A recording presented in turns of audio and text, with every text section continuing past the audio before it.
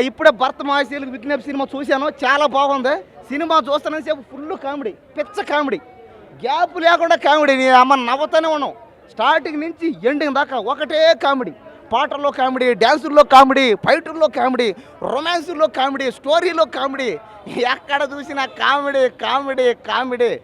రవితేజ గారు full comedy అయిపోయింది ఇది. కాబట్టి ఈ సినిమాలో పాటలు కూడా చాలా బాగున్నాయి. అదేవిధంగా ఇద్దరు అమ్మాయిలు హీరోయిన్లు ఇద్దరు.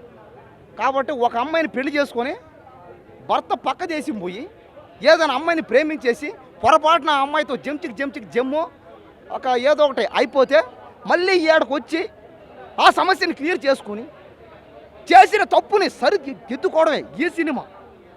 కాబట్టి మీరు కూడా ఎవరైనా పెళ్ళాన్ని కానీ పెళ్లి చేసుకుని, అదే పెళ్లి చేసుకున్న మీ ఆవిడని ఎవరైనా పెళ్ళాలను ఎవరన్నా పెళ్లి చేసుకున్న వాళ్ళు, పెళ్ళైన వాళ్ళు పక్క దేశాలకు, పక్క రాష్ట్రాలకు, పక్క వాళ్ళకు పోయి మీకేమన్నా జరిగితే తర్వాత ఈ సమస్యను ఎలా క్లియర్ చేసుకోవడం అనేది ఈ సినిమా. అదేవిధంగా సినిమా హాల్లో ఎవరు కూడా ఎవరిని ఏమీ అంటలే. సినిమా బాగుందన్నా బాగాలేకపోయినా రవితేజ గారి ఫ్యాన్స్ అందరూ, అభిమానులు అందరూ కలిసిపోయారు. అదేవిధంగా ఈ సంక్రాంతికి వచ్చే ప్రతి సినిమా హిట్ అవుతుంది. ప్రతి సినిమా అభిమానులు కలిసిపోతున్నారు. వాళ్ళలో వాళ్ళు బంధువులు అయిపోతున్నారు. బంధువులు అయిందే కాకుండా పెళ్ళి థియేటర్ మొత్తం పెళ్లి సమాధానం మాట్లాడుకున్నారు అందరూ.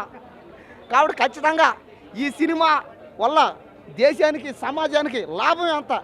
ఎందుకంటే కనీసం సినిమా థియేటర్లో ఉన్న పెళ్లి సంబంధాలు మాట్లాడుకుంటున్నారు.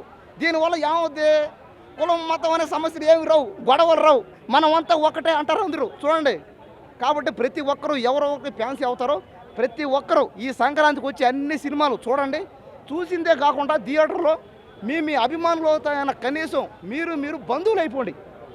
మీరు పెళ్లి సంబంధాలు మాట్లాడేసుకోండి, బంధుత్వం కలిపేసుకోండి. అదే ఈ సినిమా. సినిమా అంటే అంతే, సినిమా అంటే అంతే. కానీ సినిమా అంటే ఏదో చేస్తాం, అక్కడి నుంచి ఏదో చేసుకొస్తాం. దీనివల్ల ఏదో అవుతాను కూడా ఏమి కాదు.